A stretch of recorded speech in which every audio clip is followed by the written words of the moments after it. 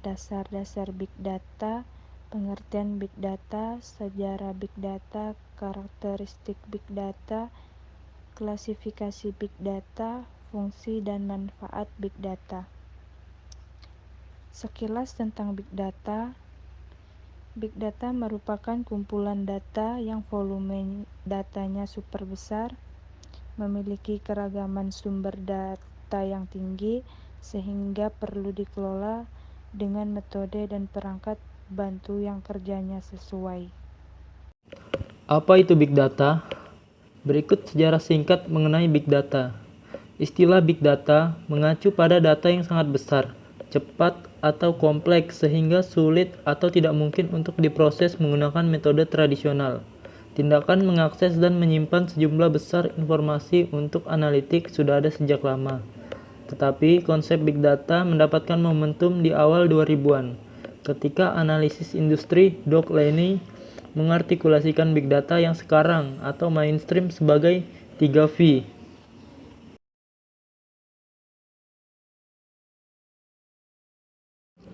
Volume. Volume merupakan organisasi yang mengumpulkan data dari berbagai sumber, termasuk transaksi bisnis, perangkat pintar, IoT, peralatan industri, video, media sosial, dan banyak lagi. Contohnya yaitu Facebook menghasilkan 10 terabyte data baru setiap hari.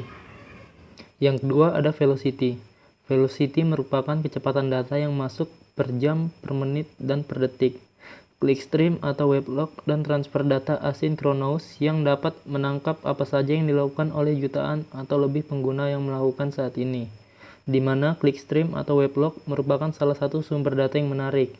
Sebuah clickstream bisa meliputi suatu rekaman untuk setiap permintaan halaman dari setiap pengunjung website. Dan yang terakhir, variety. Variety merupakan kumpulan dari berbagai macam data, baik data yang terstruktur, semi terstruktur, maupun data tidak terstruktur, atau bisa dipastikan lebih mendominasi. Tampilan data semakin kompresif, lengkap, dan menyeluruh. Klasifikasi data. Teknologi Big Data memiliki kemampuan untuk menangani berbagai variasi data. Secara umum, ada dua kelompok data yang harus dikelola. Pertama, data struktur. Kelompok data yang memiliki tipe data, format, dan struktur yang telah terdefinisi. Sumber datanya dapat berupa data transaksional, olap data, tradisional RDBMS, file CSV, dan spreadsheet. Yang kedua, ada data tidak struktur. Kelompok data tekstual dengan format tidak menentu atau tidak memiliki struktur melekat, sehingga untuk menjadikannya data struktur membutuhkan usaha, tools, dan waktu yang lebih. Data ini dihasilkan oleh aplikasi-aplikasi internet seperti data URL log, media sosial, email, blog, video, dan juga audio. Di sini saya akan membaca tahap pengelola Big Data. Berikut ini adalah 4 tahap pengelola Big Data serta perangkat bantu atau tools yang dapat dimanfaatkan untuk mendukung pemrosesan pada tiap tahap. Yang pertama, algoritma. Algoritma adalah berhubungan dengan sumber dan cara mendapatkan data. Yang kedua, akses. Akses adalah berhubungan dengan daya akses data. Data yang sudah dikumpulkan memerlukan data kelola, integrasi, stroke, dan computing agar dapat dikelola untuk tahap berikutnya. Perangkat untuk pemrosesan processing tools menggunakan Headot, NVIDIA, CUDA, Twitter, Strum, dan GrabLab. Sedangkan untuk manajemen penyimpanan data, Stroke Tools menggunakan NEO4j, Titan, dan HDFS. Yang ketiga, analitik. Analitik adalah berhubungan dengan informasi yang akan didapatkan hasil pengelolaan data yang telah diproses. Analitik yang dilakukan dapat berupa deskriptif, penggambaran data, diagnostik, mencari sebab akibat berdasarkan data, prediktif memprediksi kejadian di masa depan, maupun cara perspektif analitik merekomendasikan pilihan dan implikasi dari setiap opsi. Tools untuk tahap analitik menggunakan MLPACK dan FODMAP. Yang keempat, application terkait visualisasi dan reporting hasil dari analitik. Tools untuk tahap ini menggunakan RapidStudio.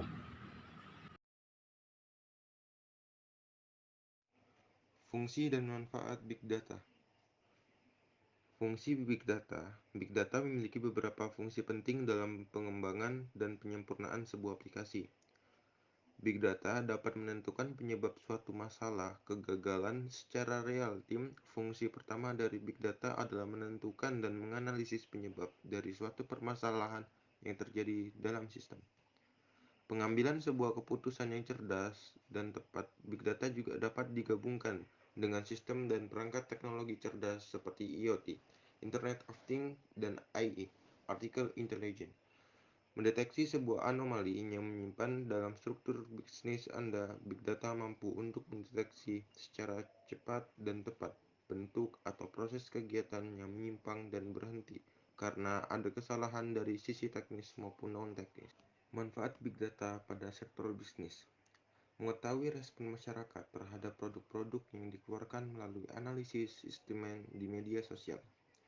Membantu perusahaan mengambil keputusan secara lebih tepat dan akurat berdasarkan data. Membantu meningkatkan citra perusahaan di mata pelanggan. Manfaat Big Data pada sektor layanan publik. Mendapatkan feedback dan respon masyarakat sebagai dasar penyusunan kebijakan dan perbaikan layanan publik. Membuat layanan terpadu dengan segmen khusus sehingga layanan bisa lebih efektif dan efisien. Menemukan solusi atas permasalahan yang ada berdasarkan data. Apa saja pekerjaan yang terkait dengan Big Data? Yang pertama yaitu data science. Jenis pekerjaan di bidang data yang pertama adalah data science. Beberapa tahun terakhir, jenis pekerjaan yang satu ini semakin populer karena dibutuhkan oleh banyak perusahaan. Ilmuwan data memiliki tanggung jawab untuk mengolah data dan menyajikannya dalam sebuah produk data. Nantinya, data produk tersebut akan digunakan oleh perusahaan untuk menentukan sebuah kebijakan. Jika ingin menjadi seorang ilmuwan data yang handal, kamu perlu menguasai matematika, statistika, hingga pemrograman komputer. Memang ada banyak hal yang harus dikuasai untuk menjajal profesi ini, tetapi bayaran yang ditawarkan perusahaan pun cukup menggiurkan.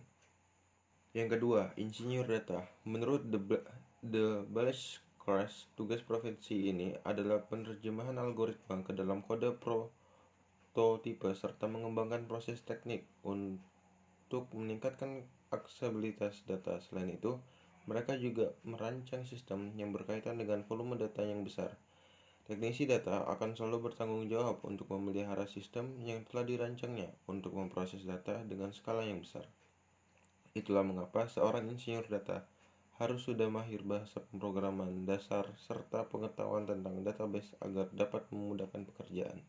Yang ketiga yaitu analisis data. Jika membicarakan pekerjaan di bidang data besar, tentunya analisis data menjadi salah satu profesi yang paling banyak dicari. Sesuai dengan namanya, profesi yang satu ini memiliki tugas utama yaitu menganalisis data. Jadi, dalam menjalankan tugas, seorang analisis data akan menilai apa saja data yang penting dan dibutuhkan oleh perusahaan. Selain itu, hasil analisisnya akan dijelaskan kepada pihak yang membutuhkan data. Pasalnya, tidak semua orang di perusahaan bisa mengerti cara membaca data. Jadi, seorang analisis data harus mampu mengelola data agar lebih dipahami dan menjelaskannya kepada semua pihak yang membutuhkan. Itulah mengapa kemampuan komunikasi juga dibutuhkan untuk profesi ini. Yang keempat, arsitek data. Arsitek data menjadi salah satu pekerjaan di bidang big data yang memiliki peranan sangat penting. Mereka harus memahami semua aspek desain database dari dalam maupun luarnya. Pasalnya, mereka mendesain, mengembangkan, hingga mengelola database. Biasanya, profesi ini akan bekerja dengan insinyur data untuk membuat alur kerja data sesuai dengan tujuan perusahaan. Selain itu, tanggung jawab lainnya dari profesi ini adalah untuk merancang dan menguji prototipe tipe database yang baru. Agar bisa menjadi seorang arsitek data yang profesional, dibutuhkan beberapa kalian. Kemampuan ini misalnya bahasa pemrograman Python, C++, hingga database manajemen sistem software. Big data merupakan data yang sangat besar dan mempunyai karakteristik. Banyak informasi dan manfaat yang kita bisa dapatkan jika kita memahami apa itu big data.